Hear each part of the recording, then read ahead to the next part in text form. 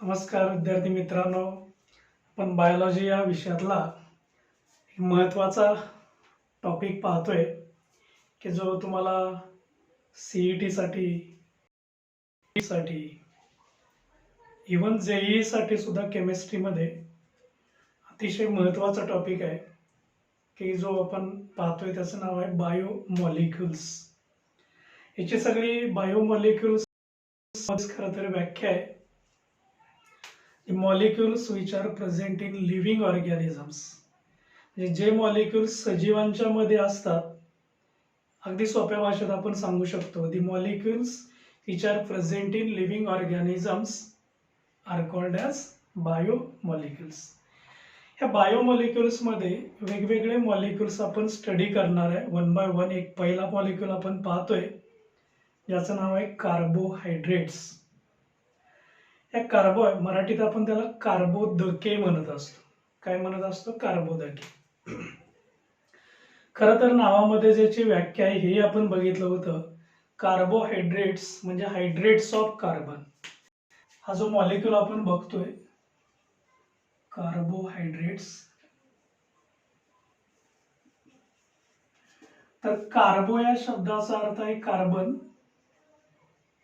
Hydrates या शब्दाचा अर्थ आहे वॉटर. हायड्रोहायड्रेट्स म्हणजे काय म्हणत असतो आपण? वॉटर. आपल्याला माहित आहे कार्बनचं सिम्बॉल काय आहे? सी. पिरियडिक टेबल मध्ये आपण 6 नंबरच्या घरात ज्याचा ॲटॉमिक नंबर 6 आहे कार्बन, त्या कार्बनचं नावावरून नावाचं पहिलं लेटर म्हणजे सी वापरत असतो, सिम्बॉल आहे. हायड्रोजनचं रेणूसूत्र माहित आपल्याला, मॉलिक्युलर फॉर्म्युला वॉटर. हायड्रोजनचा सिम्बॉल H आहे, ऑक्सिजनचं O आहे. आणि आपल्याला माहित आहे हायड्रोजन ऑक्सिजन एकत्र आलं की काय तयार होत असतं? पाणी तयार होत असतं. काय तयार होत असतं? पाणी, म्हणजे वॉटर तयार होत असतं. त्या वॉटरचं रेणूसूत्र पण आपल्याला माहित आहे. काय रेणूसूत्र वॉटरचं? H2O. 2 हायड्रोजन 1 ऑक्सिजन एकत्र जोडला की काय तयार होत असतं? H2O. So this is the molecular formula of water. Clear आहे? मॉलिक्युलर फॉर्म्युला म्हणजेच रेणूसूत्र. मराठीत आपण मॉलिक्युलला काय म्हणत असतो? रेणू. फॉर्म्युला म्हणजे सूत्र. आता आपण ह्या कार्बन प्लस वॉटर असं लिहिणार आहे, म्हणजेच काय तयार होत असतं? कार्बोहायड्रेट्स. सिम्बॉल पण आपण प्लस करूया. C plus H2O gives CH2O. बरोबर आहे ना? बघा ना, हा एक कार्बन आहे, एक कार्बन. हायड्रोजन किती आहेत? 2. हायड्रोजन 2 आहेत. ऑक्सिजन 1 आहे, ऑक्सिजन 1 आहे. ऍक्च्युली H2O म्हणजे काय आहे? वॉटर आहे. C म्हणजे काय आहे? कार्बन आहे. कार्बन आणि वॉटर हे जर का दोन्ही एकत्र आले की कार्बोहायड्रेटचं जनरल ज्याला कंपोनेंट्स म्हणतो आपण, हे तयार होतं. आणि यांचं जे प्रपोर्शन असतं हे प्रपोर्शन आपल्याला माहित आहे. Carbon as two hydrogen as two ऑक्सिजनचं जे प्रपोर्शन असतं ते 1:2:1 असतं. ओके.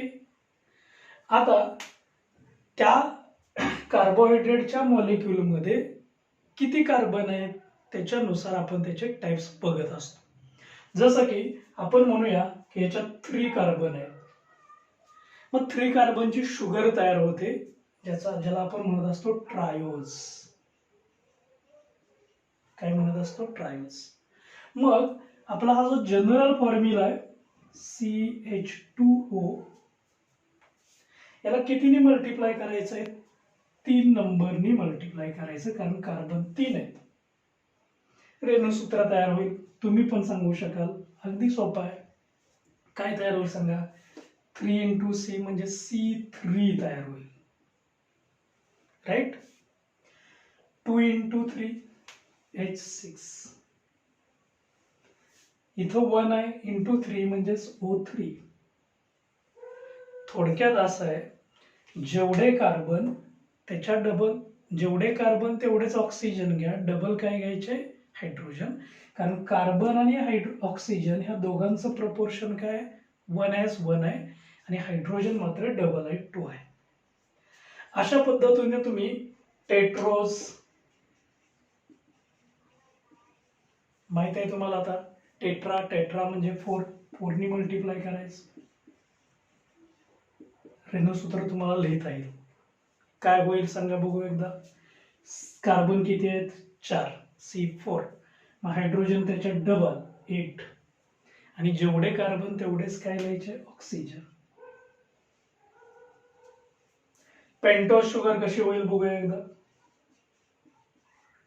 5 नी मल्टिप्लाय करायचं. So C5H10 O5, right. हेक्झो sugar कशी होईल सांगा. कितीने मल्टिप्लाय करावं लागेल, 6 नी. C6H6O6. हेप्टो शुगर कशी होईल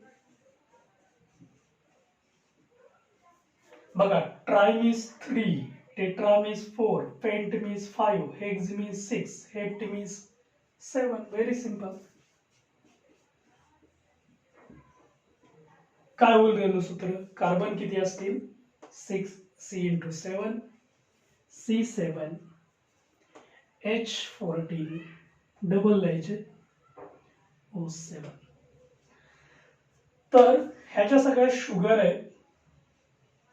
स्पेशली आपण मोनोसॅकॅराइड, शुगरला आपण एक शब्द वापरलेला होता, सॅकॅराइड. आणि तेही सिंगल युनिट असतं म्हणून याला म्हणायचं मोनोसॅकॅराइड. मोनो मीन्स सिंगल किंवा 1 आणि सॅकॅराइड म्हणजे काय, शुगर युनिट. हे एक एकच शुगर युनिट आहे आणि म्हणून या सगळ्यांना आपण म्हणत असतो monosaccharide. So this sugar having monosaccharide from carbon 3 to carbon 7. ह्याच्यात असणारे कार्बन हे जे मोनोसॅकॅराइड आहे, कार्बन 3 पासून कार्बन 7 पर्यंतचे हे मोनोसॅकॅराइड असतात. मग 3 कार्बन असतील काय म्हणणार होतो त्याला, ट्रायोस. 4 कार्बन असतील तर काय म्हणायचं आहे, टेट्रोज. 5 कार्बन असतील तर काय म्हणायचं आहे, पेंटोज. 6 कार्बन असतील तर म्हणायचं आहे हेक्झोज. 7 कार्बन असतील तर हेप्टोज. Clear, okay. काही शंका, ओके. हे कसं लक्षात ठेवलं, पाठ करू नका. नाव काय याचं, कार्बोहायड्रेट्स. काय घ्यायचंय, कार्बन आणि हायड्रेट. हायड्रेट म्हणजे काय, वॉटर. वॉटरचं रेणूसूत्र कार्बन हे दोन्ही एकत्र घ्यायचे. जेवढे शुगर मध्ये कार्बन आहे त्याने त्याला मल्टिप्लाय करायचे. सगळे मॉलिक्युलर फॉर्म्युले तयार होतात, पाठ करण्याची गरज नाही. जेवढे कार्बन तेवढेच ऑक्सिजन, डबल कोण घ्यायचे, हायड्रोजन. क्लिअर, समजलेलं आहे, काही शंका नाही, ठीक आहे. आता पुढे जाऊया आपण. थोडस याच्या टाइप्स पण बघितलेले आहेत. हे जे मोनोसॅकॅराइड आहेत, हे मोनोसॅकॅराइड फंक्शनल ग्रुप नुसार, इयत्ता 10वी मध्ये तुम्ही फंक्शनल ग्रुप अभ्यासलेले आहेत. तर ते फंक्शनल ग्रुप, आपण भरपूर फंक्शनल ग्रुप आहेत, प्रत्येक ऑर्गॅनिक फॅमिलीनुसार फंक्शनल ग्रुप आहेत. पण इथं आपल्याला 2च लागणार आहेत. कार्बोहायड्रेट मध्ये तर तो अल्डिहाइड असेल किंवा कीटोन असेल. तर त्याचा पहिला पार्ट आपण अल्डोजेसचा पार्ट कंप्लीट केलेला आहे. लास्ट लेक्चरला आपण अल्डोजेस हा पार्ट बघितलेला होता, ओके. ह्या अल्डोजेस मध्ये आपण हे पहिले इथपर्यंतचे स्ट्रक्चर्स आपण बघितलेले आहेत. पेंटोज, आपल्याला सिलेबस मध्ये हेक्झोज पर्यंत जायचं आहे. हे स्ट्रक्चर आपल्याला काय बघण्याची आवश्यकता नाहीये. तर आपण पेंटोज पर्यंत, अल्डो पेंटोज पर्यंतचा पार्ट आपण बघितलेला आहे. जर या सगळ्यांचा फंक्शनल ग्रुप अल्डिहाइड असेल तर याच्या नावाच्या अगोदर काय लिहायचंय, अल्डो. प्रिफिक्स काय जोडायचं, अल्डो. आता अल्डो मीन्स अल्डिहाइड आणि अल्डिहाइडचा फंक्शनल ग्रुप म्हणजेच बाळांनो CHO. हाच तुम्ही असाही लिहू शकता, COH. क्लिअर, काही शंका, इथपर्यंतचा पार्ट क्लिअर आहे. मग आता ही जर 3 कार्बनची शुगर आहे, ही 4 आहे, 5 कार्बन, 6 कार्बन, 7 कार्बन. मी असं म्हणतोय की हे सगळे आहेत अल्डोजेस, म्हणजे या सगळ्यांचा फंक्शनल ग्रुप आहे अल्डेहाइड्स. मग या सगळ्यांची नावं काय काय तयार होतील तुम्ही सांगू शकता. एक नाव मी सांगितलेलं आहे, याच्या अगोदर काय जोडायचं, अल्डो. So अल्डो triose. मग हे काय होईल, aldo tetrose. So aldo pentose, aldo hexose, aldo heptose. आपल्याला इथपर्यंतचा पार्ट बघायचा आहे. पैकी ऑलरेडी आपण अल्डो पेंटोस पर्यंतचा पार्ट पाहिलेला आहे. ओके, म्हणजे आजच्या लेक्चरला आपल्याला अल्डो हेक्झोस ही एक महत्वाची मोनोसॅकॅराइड शुगर आपल्याला बघायची. ओके, कुठली शुगर बघायची आपल्याला, अल्डो हेक्झोस. आणि त्या अल्डो हेक्झोसचं एक्झाम्पल आपल्याला डिटेल बघायचं आहे, ते म्हणजे ग्लुकोज. काय एक्झाम्पल बघायचं आपल्याला, ग्लुकोज. अतिशय महत्वाचा पार्ट आहे बायोमॉलिक्यूल मधला, कार्बोहायड्रेट मधला खूप खूप महत्वाचा पार्ट, तो म्हणजे ग्लुकोज. ओके, जाऊया पुढं. काय बघायचं आपल्याला, अल्डो हेक्झोसचा पार्ट बघायचा आहे, कारण अल्डो पेंटोज पर्यंत लास्ट लेक्चरला आपण बघितलेलं आहे. सो अल्डो हेक्झोस. ओके, आता या शब्दाचा अर्थ सगळा होल अँड सोल तुम्हाला माहित आहे. अल्डो म्हणजे काय आहे, अल्डेहाइड ग्रुप आहे, CHO. पेंटोज म्हणजे काय, 5 कार्बनची शुगर आहे. चला, 5 कार्बनच्या शुगरचं रेणुसूत्र कसं तयार करता येईल आपल्याला. आपला बेसिक फॉर्म्युला काय आहे, CH2O.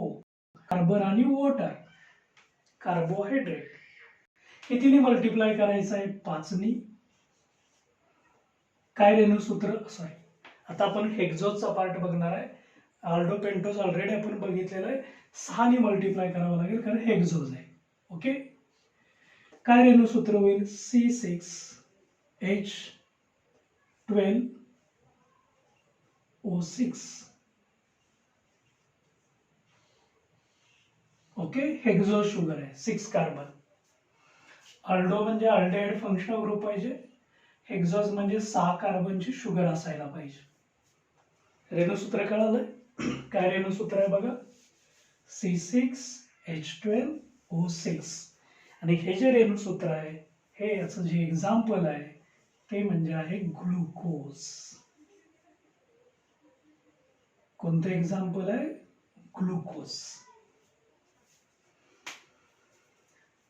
हा खूप बेसिक मॉलिक्यूल आहे. ग्लुकोजची अदर नेम्स काय काय आहे हे आपण बघणार आहे. ग्लुकोजला नाव कसं दिलं जातं, त्याचं स्ट्रक्चर कसं आहे, किती कार्बन, किती हायड्रोजन, किती ऑक्सिजन, एकमेकाला ते कसे जोडलेले आहेत, त्यांच्यामध्ये काही असिमेट्रिक कार्बन आहेत का, OH ग्रुप आहेत का, मग असतील तर ते किती आहेत, कसे जोडलेले आहेत, त्याचं open chain structure, closed chain structure खूप खूप इंटरेस्टिंग पार्ट आहे. हा आपण 1 बाय 1 बघणार आहोत. आता सुरुवातीला आपण हे जे ग्लुकोज म्हणतोय, हे सगळ्या कार्बोहायड्रेटचं ज्याला बेसिक युनिट म्हणतो आपण, ते मोस्टली ग्लुकोज असतं. हे ग्लुकोज आपल्या ब्लड मध्ये असतं आणि म्हणून याला म्हटलं जातं ब्लड शुगर. ग्लुकोजला काय म्हटलं जातं, ब्लड शुगर.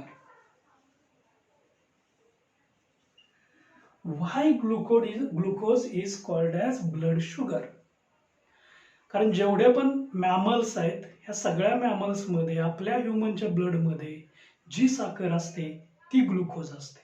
आपण कोणताही कार्बोहायड्रेट घ्या शरीरामध्ये, मग तो स्टार्च असेल किंवा अन्य कुठला ग्लायकोजन असेल, ह्या सगळ्यांचं लहानात लहान युनिट आपण डायजेशन केल्यानंतर, आपल्या इंटेस्टाईन मध्ये पचल्यानंतर हे शुगर तयार होते, बेसिक शुगर तयार होते, ती ग्लुकोज असते. आणि ती ग्लुकोज आपल्या डायजेस्टिव्ह सिस्टीम मधून, ही जी डायजेस्टिव्ह सिस्टीम आहे, आता इन शॉर्ट दाखवतो तुम्हाला. इसोफेगस अन्ननलिका आहे, स्टमक आहे, स्मॉल इंटेस्टाईन. ह्या स्मॉल इंटेस्टाईन मधून हे जे ग्लुकोज आहे, हे ग्लुकोज ब्लड मध्ये शोषलं जातं. बघा आपण इथून फूड घेतलं होतं, या फूड मध्ये स्टार्च होतं. आपण जो रोटीचा पीस घेतोय, फूड घेतोय, त्याच्यात काय स्टार्च, कार्बोहायड्रेट्स आहे, फक्त अनेक युनिट जोडलेले असतात, म्हणजे तो पॉलिसॅकॅराइड. ओके. या डायजेस्टिव्ह सिस्टीम मध्ये आल्यानंतर तो इथून तोंडातून स्टमक मधून पुन्हा लहान आतड्यामध्ये जातो, इथं तो पचला जातो आणि इथून तो येतो ब्लड मध्ये. आणि हे ब्लड काय करतं, आलेला ग्लुकोज आहे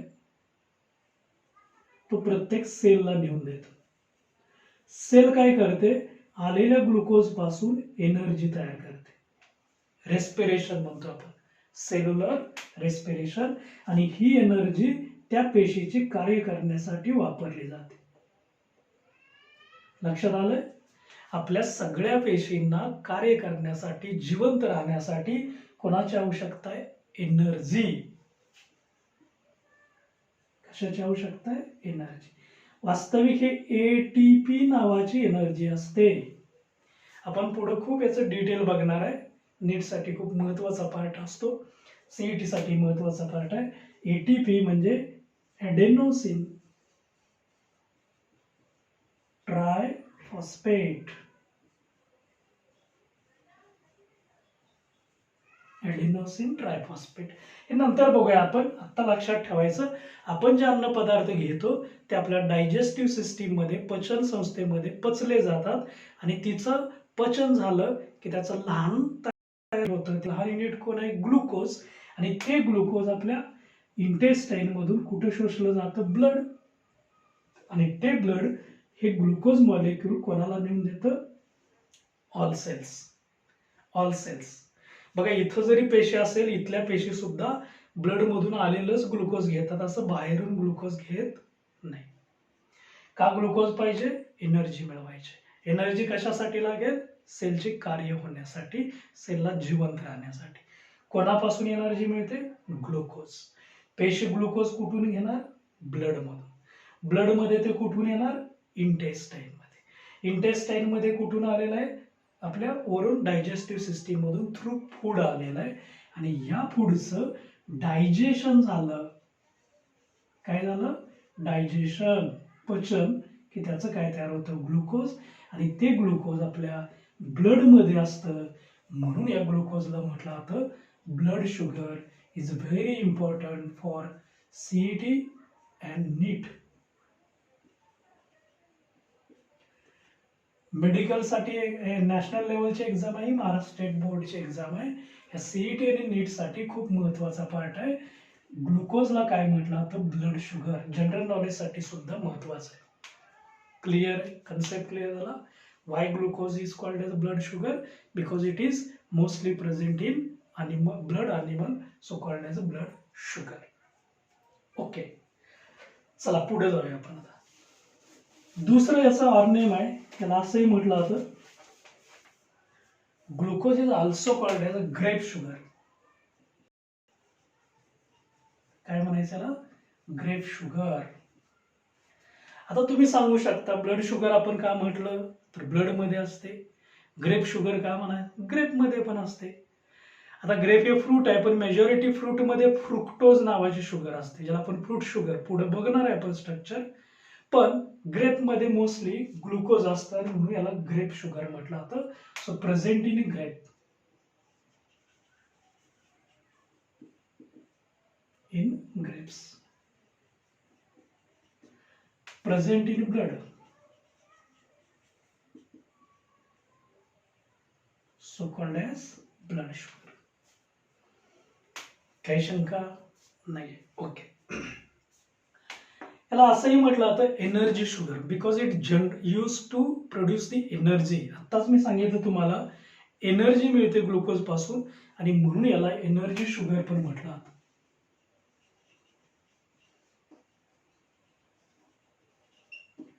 गिव्स एनर्जी. कोणती एनर्जी मिळते हे आत्ताच मी सांगितलं होतं, ॲडेनोसिन ट्रायफॉस्फेट नावाची एनर्जी मिळते, की जे सर्व पेशींना कार्य करण्यासाठी वापरली जाते. ओके. अजून एक नाव आहे, याला असंही म्हटलं जातं डेक्स्ट्रोज.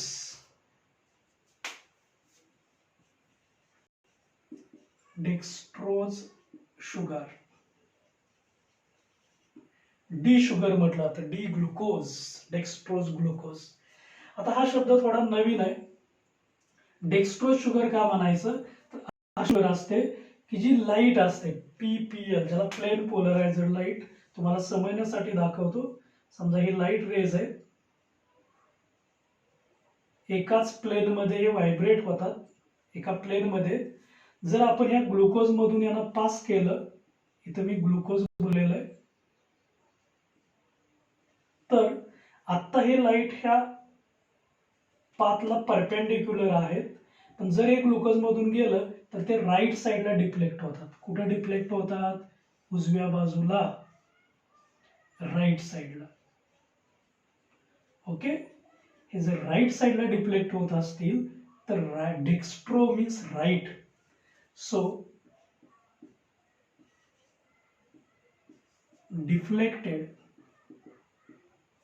किंवा असं म्हणू आपण राईट साईड. कोणाचं डिफ्लेक्शन राईट साईडला करतात? ही प्लेन पोलरायझ्ड लाईट असते, म्हणजे एकाच प्लेन मध्ये व्हायब्रेट होणारी, एका प्रतलात असणारी लाईट असते, जी परपेंडिक्युलर असते. ग्लुकोज मधून गेले की राईट साईडला जाते. कुठे जाते? राईट साईडला. राईट साईडला जात असते तेव्हा त्याला आपण म्हणत असतो dextrose sugar.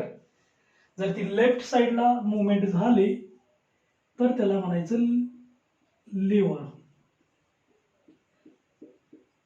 L for left side, म्हणजे लिव्हर रोटेटरी म्हटलं जातं, आणि याला डेक्स्ट्रो डी नी दाखवलं जातं. सो डेक्स्ट्रोज शुगर पण म्हटलं जातं, कारण लाईटचं डिफ्लेक्शन ते राईट साईडला करतं. ओके, बघा काय काय म्हटलं आपण. जनरल नॉलेजसाठी सांगितलं. स्ट्रक्चर आपण खूप डिटेल बघणार आहे. ब्लड मध्ये असतं म्हणून काय म्हणायचं? Blood sugar. ओके, ग्रेप मध्ये असते, याला काय म्हणायचं? Grape sugar. शरीरात आपल्या एनर्जी तयार करण्यासाठी वापरली जाते म्हणून याला काय म्हणायचं? Energy sugar. आणि जर याच्यातून आपण लाईट पास केली तर लाईटचं डिफ्लेक्शन हे राईट साईडला करतं म्हणून याला म्हणायचं डेक्स्ट्रोज शुगर. इम्पॉर्टंट पार्ट आहे. आपल्या शरीरामध्ये जेवढी पण एनर्जी तयार होते ती कोणापासून तयार होते असते? ग्लुकोज पासून. ग्लुकोजचे इंट्रोडक्शन क्लिअर. सगळं ग्लुकोज हे जे आपण बघितलेलं आहे याचं रेणुसूत्र पण आपण लिहिलेलं आहे. काय रेणुसूत्र आहे बघा? C6H12O6. आता थोडस आपण त्याचं स्ट्रक्चर कडे जाणार आहोत, कारण आपल्याला स्ट्रक्चर हा पार्ट पाहायचा आहे. ओके, असताना आत्ताच आपण बघितलं की हा आल्डो हेक्झोज आहे. आपल्याला 6 कार्बन घ्यायचे आहे, स्ट्रेट घ्यायचे. एक हा पहिला कार्बन आहे, दुसरा कार्बन लिहूया, हा थर्ड कार्बन आहे, फोर्थ, फिफ्थ, सिक्स्थ. लिहिले? ओके. प्रत्येक कार्बनची व्हॅलन्सी किती आहे? 4. म्हणजे एक कार्बन किती बंध तयार करत असतो? 4 बंध तयार करत असतो. लिहूया, प्रत्येकाला 4-4 बंध लिहूया. बघा झालेत का 4-4 बंध? ओके. आता याचा जो मेन फंक्शनल ग्रुप आहे हा आल्डो म्हणजे अल्डेहाइड आहे, म्हणजे CHO आहे. तो नेहमी एका टोकाला लिहायचा असतो. अल्डेहाइड कुठे लिहायचा असतो? एका एंडला लिहायचा असतो. लिहूया आपण CH आणि O लिहूया. आपल्याला माहिती आहे ऑक्सिजन 2 बंध तयार करतो, त्यामुळे हा बंध इकडे लिहायचा. CHO आलेला आहे. ओके. आता नंतर जे कार्बन उरतात, थोडीशी ट्रिक लक्षात ठेवावी लागेल तुम्हाला. काय ट्रिक आहे? ह्या सगळ्यांचे OH आहेत ते आपण या साईडला लिहित असतो. फक्त कार्बन नंबर 3 लक्षात ठेवायचा. हा जो कार्बन असतो नंबर 3 चा, याचा OH या साईडलाच लिहायचा आहे. हा पण OH इकडेच आहे, हाही OH इकडेच असतो. याला पण एक OH असतो, इथं लिहिला तरी चालतो आणि इथं लिहिला तरी चालतो. त्यामुळे तुम्ही इथे तो लिहू शकता. फक्त हा 3 नंबरचा कार्बन, हा 1 नंबर, 2, 3, 4, 5 आणि 6 असे 6 कार्बन आलेले. 3 नंबरचा OH मात्र अपोजिट साईडला लिहायचा, इतरांच्या विरुद्ध. एवढंच तुम्हाला लक्षात ठेवायचं.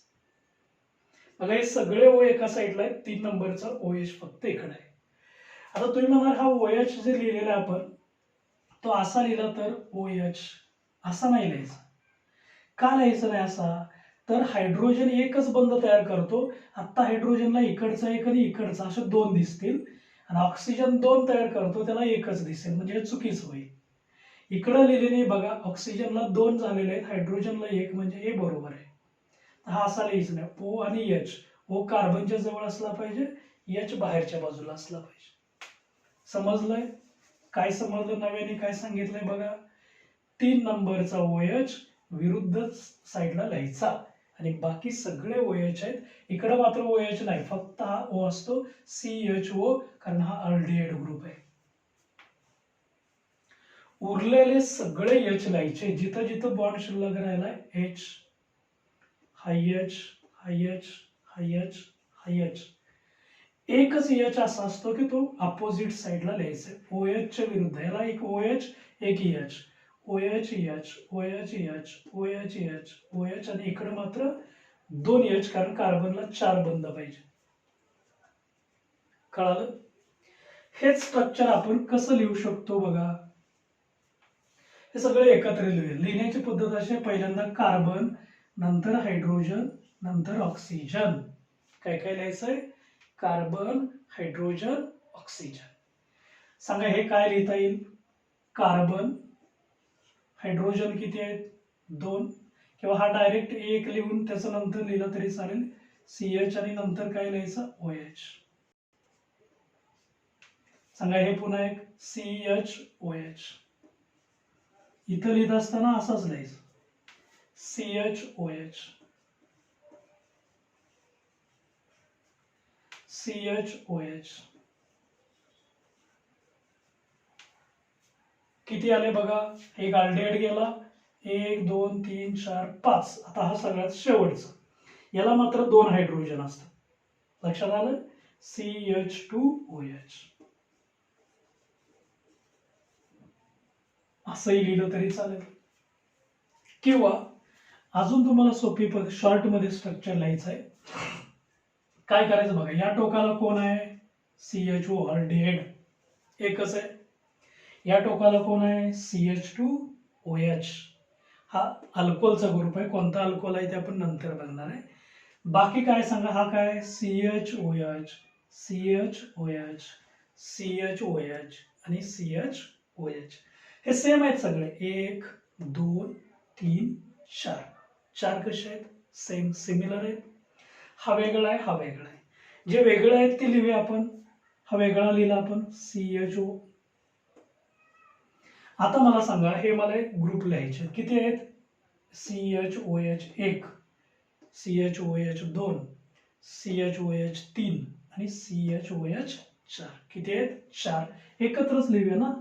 CHOH 4 लिहायचं, ब्रॅकेटच्या बाहेर 4 लिहायचं.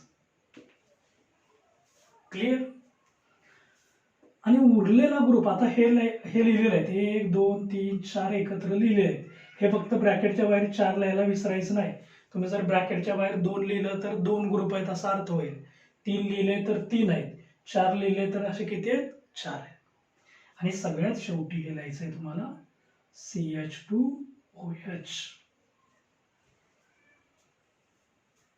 स्ट्रक्चर कळाले? असं 6 कार्बन काढून घ्या.